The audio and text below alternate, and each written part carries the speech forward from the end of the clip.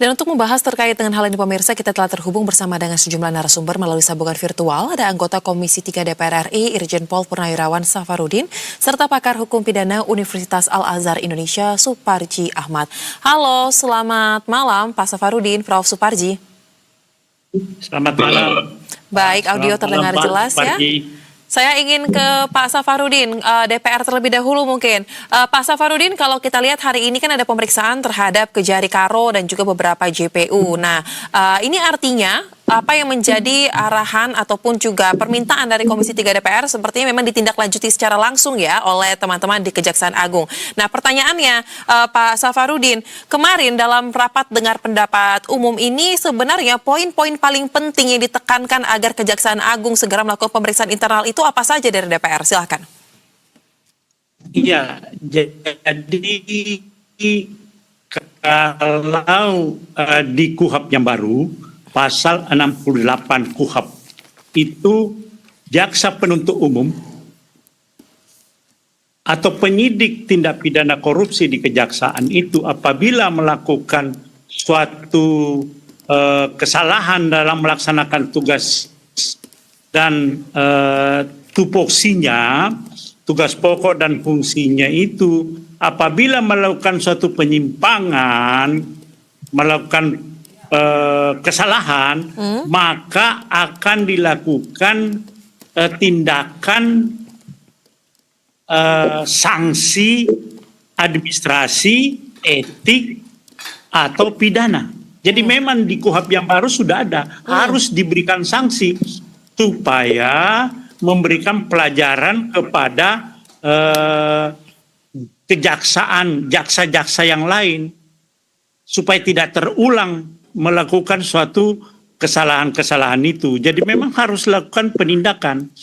Saya pun juga menekankan kemarin, saya akan memonitor, dari Komisi 3 akan memonitor tindakan apa yang diberikan oleh Jaksa Agung terhadap Kajari Karo beserta seluruh perangkat-perangkat yang melakukan suatu kesalahan itu. Baik, memang ada aturannya ya, berarti ya, dan ini harus dijalankan.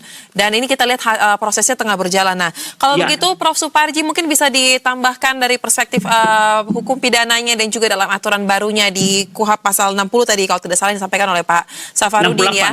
68. Pasal 68. Pasal 68, ada 3 sanksi yang akan diberikan jika jaksa dalam melakukan tugas ini melakukan kelalaian. Nah, apa saja yang akan diperiksa kira-kira nih Prof. Suparji untuk memastikan adanya unsur kesalahan tersebut, karena kan saksinya berjenjang ya dari administrasi, kemudian etik, dan juga hingga sampai kepada pidana. Ya, pertama tentunya apresiasi kepada Komisi 3 DPR RI yang sangat responsif dan kemudian satu forum yang sangat baik ya, dalam rangka klarifikasi dan memastikan juga menunjukkan penyimpangan yang terjadi waktu pemeriksaan yang dimiliki perhatian publik. Dan yang kedua tentunya juga apresiasi kepada Kejaksaan Agung yang mengambil langkah cepat gitu dalam tanda petik mengamankan Kasus kemudian Kajarinya dan semua jajaran yang diduga terkait dengan penanganan perkara tersebut. Tentunya yang ketiga adalah bagaimana tindak lanjut dari proses pengamanan tersebut. Maka tidak terlepas dari praduga tidak bersalah gitu, dan mengedepankan prinsip kehati-hatian ya, bahwa kalau memang ada dugaan-dugaan yang terbukti, ya dimungkinkan ada sanksi-sanksi untuk diterapkan dalam konteks hukum acara pidana, baik sanksi administratif bahkan sampai sanksi pidana. Tetapi pada apanya adalah bagaimana Kejaksaan Agung segera memproses perkara ini dengan tetap menggunakan prinsip kehati-hatian, praduga tidak bersalah gitu. Dan pengawasan yang dilakukan melalui mekanisme pengawasan dengan data-data intelijen yang ada, saya kira itu akan membangun sebuah fondasi tentang kemungkinan kesalahan yang terjadi. Dan keempat menurut saya adalah bahwa karena ketentuan hukum acara pidana sudah secara resmi berlaku, maka harus diterapkan tentang bagaimana mekanisme penerapan sanksi dan langkah-langkah berikutnya.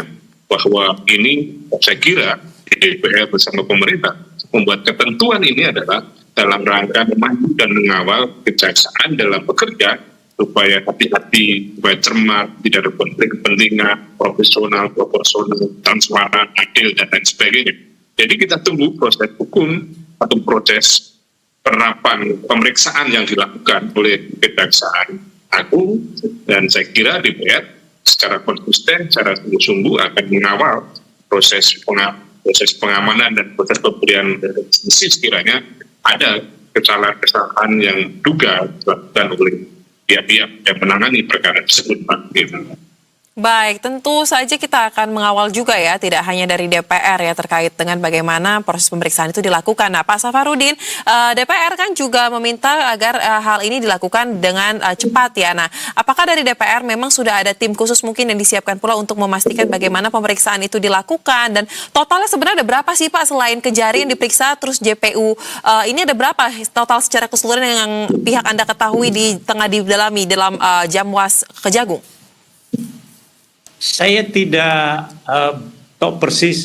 Yang jelas itu Kejarinya, jaksa penuntut umum, ada lagi yang lain. Mungkin kalau nggak salah ada sekitar 5 orang gitu ya dari kejaksaan Karo itu.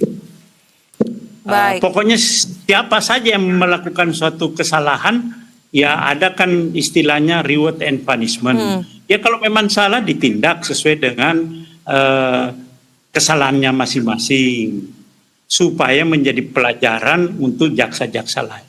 Betul, betul. Nah, Pak Safarudin, kita kan sempat membahas juga ya terkait dengan kasus ini kan sebenarnya ini sudah berlangsung lama, kemudian menjadi cepat ditangani karena juga dalam tanda kutip sempat viral ya, Pak Safarudin. Nah, pertanyaannya langkah cepat Kejagung ini diapresiasi, tetapi apakah DPR melihat sebenarnya ada kesalahan yang cukup sistemik dalam persoalan seperti ini? Jangan-jangan bukan cuma di dalam kasus ini, tetapi juga di kasus-kasus lain yang mungkin ditangani oleh Kejari yang bersangkutan. Seperti apa?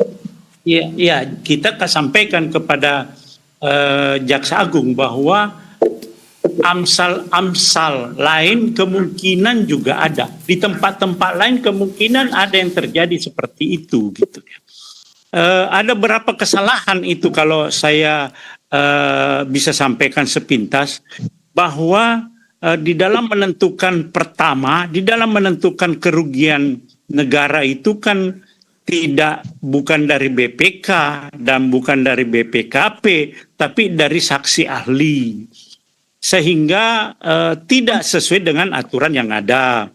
Kemudian saya lihat di dalam pemeriksaan itu juga tidak didampingi oleh, dianjurkan untuk tidak didampingi oleh penasihat hukum.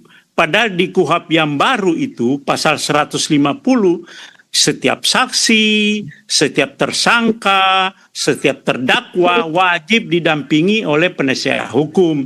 Malah kan dikasih brownies.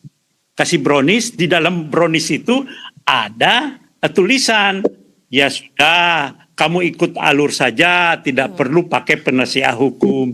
Ini kan hal yang sangat kita sesalkan. Seorang penyidik tindak pidana korupsi malah menganjurkan untuk tidak menggunakan penasihat hukum. Padahal itu di KUHP yang baru, pasal 150 wajib untuk didampingi penasihat hukum. Kalau dulu namanya saksi, KUHP yang lama, itu tidak perlu didampingi penasihat hukum. Tetapi sekarang ini harus didampingi penasihat hukum, walaupun itu sebagai pelapor atau saksi itu. Kemudian lanjut dia melakukan suatu tindakan penahanan. Ya. Penahanan itu kan ada 4 persyaratan. Persyaratan formil, real, objektif, dan subjektif. Nah, subjektifnya itu katanya sudah dipanggil 2 kali, tidak datang, langsung ditahan. Ya. Padahal poin-poin di bawahnya itu, di dalam penahanan itu masih banyak. Baik. Nah, jadi bukan untuk dipanggil 2 kali tidak datang. Ya, betul. Nah, dari semua yang disampaikan oleh Pak Safarudin, Prof. Prof. Suparji, kami mencatat ini ada dugaan tekanan tadi dikatakan ya, kemudian persoalan penahanan, dan kemudian juga menyarankan agar tidak didampingi penasihat hukum. Nah, apakah hal-hal yang dilakukan oleh jaksa seperti ini, apakah ini sudah termasuk dalam kategori pelanggaran due process of law nih, Prof. Suparji? Ya, pertama yang harus dipastikan adalah kapan dilakukan penyidikan, kapan dilakukan penahanan. Apakah ini pada masa sebelum KUHP berlaku? Karena kan ini baru berlaku 2 Januari 2026 kan, dan penyidikan penahanan itu kapan itu dilakukan? Kan kalau kemudian itu ada masa waktu yang kemudian ternyata penyidikan penahanan itu adalah sebelum baru, maka tentunya bab yang baru. Dan pada sisi yang lain juga ada masa transisi bagaimana secara formil kan, ketika penyidikan, proses penahanan, penangkapan itu belum dilakukannya atau dilakukan sebelum baru berlaku, maka menggunakan bab yang lama. Jadi ini yang dipertanggungjawabkan di jaksa gitu ya, bagaimana dasar hukum yang dipakai gitu ya, dan kapan itu tempusnya terjadi.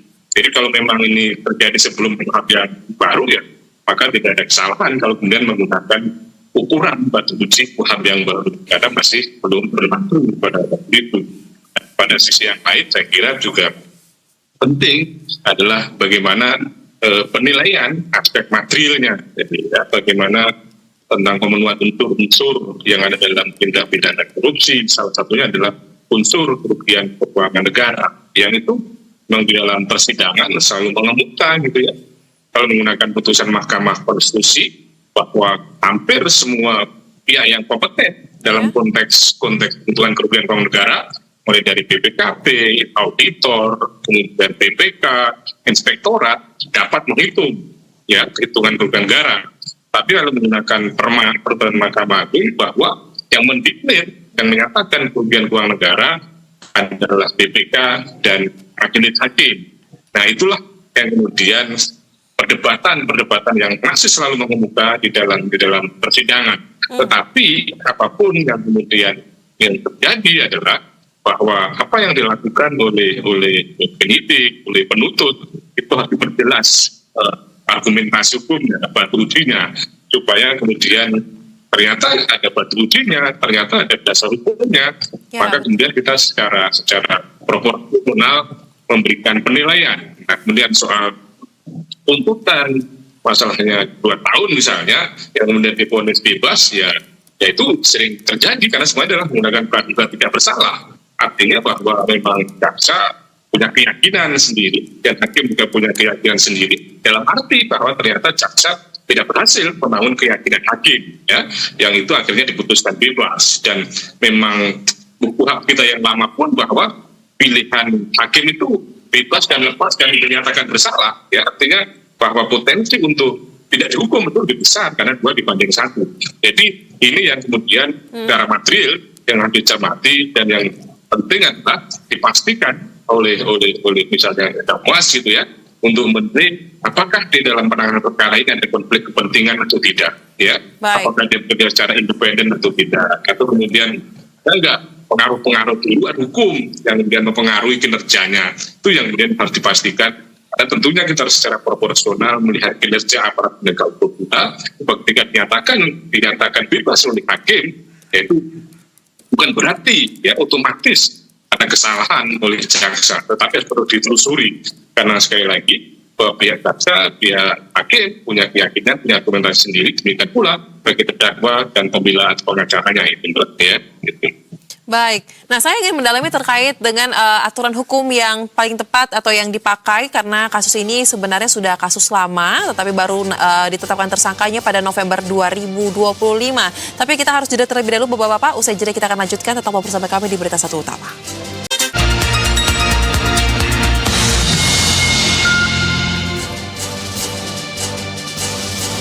Pemirsa, kita lanjutkan dialog bersama dengan para narasumber. Saya ingin ke Prof. Suparji. Prof. Suparji, mungkin untuk...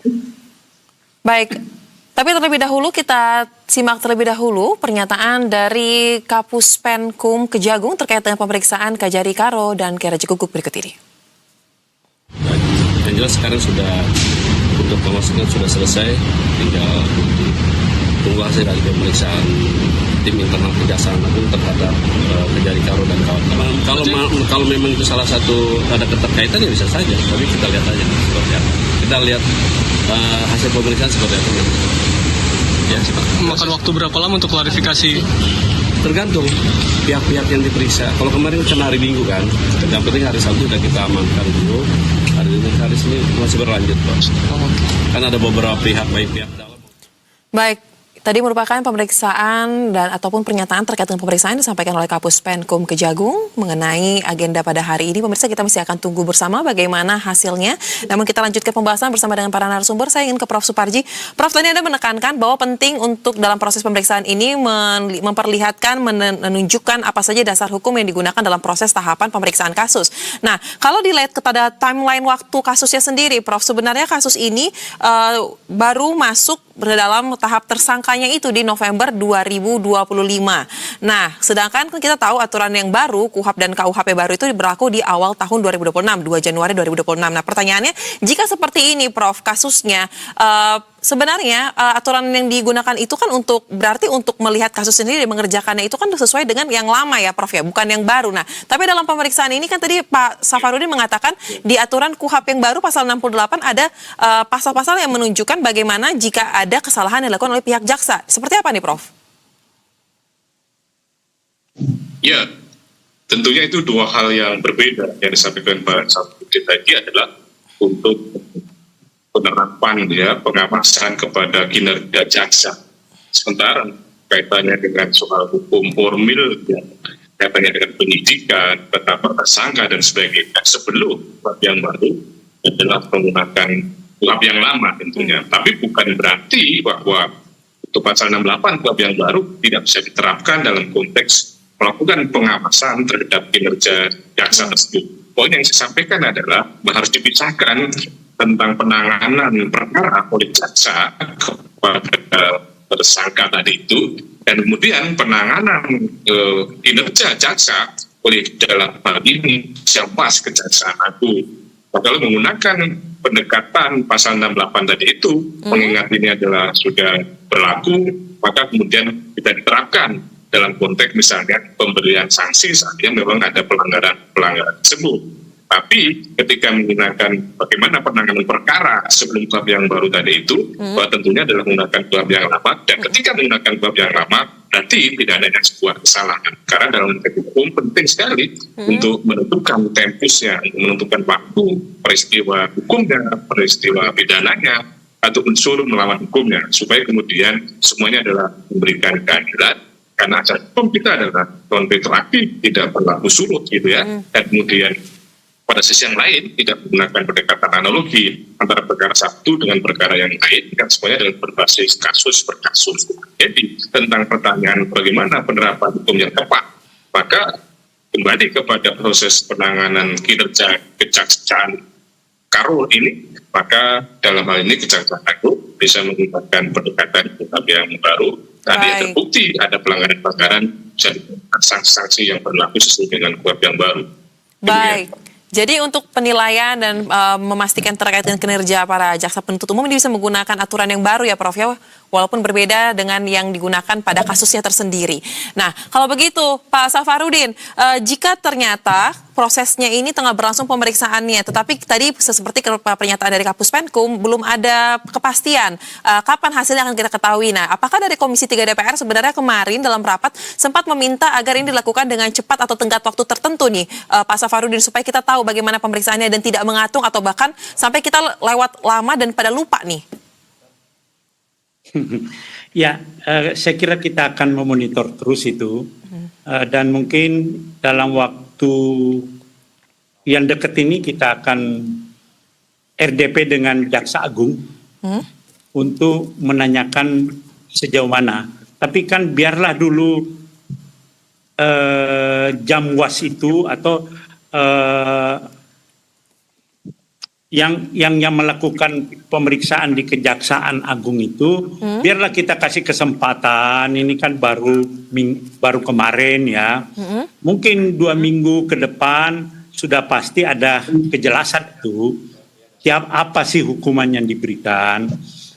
Biarlah kita berikan ruang untuk melakukan suatu pendalaman sehingga jelas nanti hukumannya apa.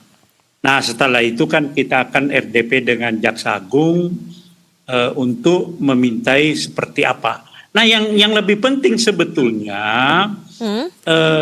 sanksi yang diberikan itu memberikan dampak kepada jaksa-jaksa lain supaya tidak ada lagi melakukan pelanggaran-pelanggaran. Nah itulah yang kita harapkan dari Komisi 3. Jangan sekarang ini Komisi 3 mendapatkan laporan yang setiap hari numpuk-numpuk di Komisi 3. Nah, pengawasan perilaku aparat penegak hukum, pengawasan internal di aparat penegak hukum, pengawasan eksternal aparat penegak hukum tidak berjalan sehingga tidak sesuai dengan harapan masyarakat. Keadilan yang diharapkan masyarakat tidak terwujud. Ada penyimpangan-penyimpangan. Nah, oleh karena itu, kita mengharapkan ada sanksi yang tegas yang memberikan dampak kepada jaksa-jaksa lain. Karena kita yakin amsal-amsal lain kemungkinan ada di kejari-kejari lain gitu. Baik, beberapa Pak tempat. Safarudin. Cuma belum muncul. Baik, Pak Safarudin, Anda mengatakan Komisi 3 kerap kali sampai dengan sekarang masih menerima laporan-laporan dari masyarakat. Artinya, Pak, terkait dengan bagaimana jaksa ini bekerja dan catatan ini tidak hanya terjadi di Karo saja sejauh ini laporan yang masuk, tapi juga di kejari-kejari lain? Iya, karena dia lihat bahwa ada permasalahan-permasalahan hukum, ada sistem hukum yang tidak berjalan sebagaimana mestinya. Kadang-kadang dia protes ke Jamwas, tapi tidak ditanggapi dengan segera. Totonya dia lapor Komisi 3, ditanggapi dengan cepat dan ada penyelesaian yang cepat sehingga mereka mendapatkan rasa keadilan. Nah ini yang kita harapkan aparat penegak hukum ke depan itu robalah perilaku-perilaku itu sebagai betul-betul jangan orang selalu katakan ketika orang susah, orang kecil langsung diproses, ketika ke atas tidak diproses-proses. Ini yang kita harapkan tidak terjadi. Nah, gitu. Sehingga masyarakat ini betul-betul mendapatkan rasa keadilan. Dan Komisi 3 tidak mengharapkan laporan-laporan itu datang terus ke Komisi 3. Ini yang kita harapkan. Jadi saya kira kejaksaan, penyidik-penyidik kejaksaan ini harus melakukan suatu evaluasi, melakukan inventarisasi, mana sih sebetulnya kajari-kajari yang punya kompetensi, punya punya integritas yang bagus untuk betul-betul menegakkan hukum sesuai dengan porsinya secara profesional.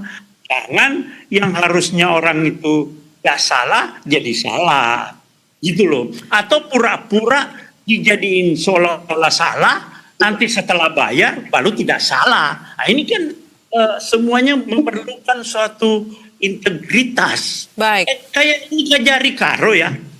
Kita minta penangguhan penahanan. Loh, mana dikeluarkan untuk pengalihan penahanan. Ini seorang Kajari tidak bisa membedakan antara penangguhan penahanan dengan pengalihan penahanan. Nah, ini kan luar biasa. Seperti ini gitu loh. Baik, itu sangat lalai ya. Salah. Kami salah Pak. Gimana seorang Kajari seperti itu? Memimpin suatu penegakan hukum di suatu kabupaten. Nah, ini kan kita sangat sesalkan. Baik, nah Prof. Suparji, ini menjadi tamparan keras bagi kejaksaan dan untuk berbenah juga terkait dengan pengawasan internal terhadap kinerja dari para jaksanya. Nah, pertanyaannya Prof. Suparji, jika kita ingin mewujudkan ada sanksi yang tegas yang juga memberikan efek domino kepada seluruh jaksa agar memperbaiki kinerjanya, menurut perspektif Anda, apakah yang perlu diperbaiki itu dari sisi aturannya atau mungkin budayanya atau seperti apa nih Prof. idealnya menurut Anda? Silakan. Baik. Pertama bahwa memang persoalan pengawasan ini di negara yang kita cinta ini sangat mendasar ya untuk dilakukan satu proses pengawasan paten kita. Saya ingat kalian Bung Karno bahwa saya tidak perlu ya kondisi rahasia ini melengkapi dengan senjata mesiu yang akan mengawasi saya. Tapi saya tahu apa yang harus saya lakukan. Artinya apa? Bahwa tidak perlu pengawasan dari luar yang terus menyeramkan, tetapi yang terpenting adalah sebuah kesadaran diri, pengawasan dari dalam. Itu kata Limat Bung Karno. Perlu adanya kesadaran. Apakah perlu pengawasan yang ditunjukkan oleh siapapun? Ya. Nah, pada sisi yang lain saya kira memang bahwa secara formal sudah perlu untuk pengawasan yang ada di luar kita itu. Di kejaksaan, ada agama, ada kejaksaan, kemudian di kepolisian, ada kepolisian nasional, ada wasidik dan sebagainya. Tetapi kemudian pada faktanya ada keandukan penimbangan. Maka itu memang yang harus diperbaiki adalah kinerja dari komisi pengawasan. Lembaga pengawasan tadi harus diperbaiki gitu secara struktural. Dan mana yang lain secara substansial juga perlu diperbaiki gitu, supaya keberadaan lembaga pengawasan itu memiliki kekuatan yang efektif gitu ya, putusannya final dan mengikat gitu, rekrutmennya adalah rekrutmen yang independen, rekrutmennya yang transparan gitu. Kalau kemudian pada kenyataannya secara kelembagaan proses rekrutmennya tidak dilakukan secara transparan, tidak secara profesional gitu ya, dan kemudian pengisiannya juga dipengaruhi di faktor-faktor kepentingan tertentu sehingga independensinya tidak terwujud. Dan dalam konteks menjalankan fungsi bahwa kewenangannya juga kewenangan yang terbatas, keputusannya tidak memiliki kekuatan eksekutorial, maka ya kinerja komisi pengawasan tadi itu akan begitu saja. Maka secara substansial perlu diperbaiki ya supaya lebih efektif fungsi dari pengawasannya. Dan yang ketiga menurut saya juga penting adalah bagaimana integritas dari pengawas tadi itu.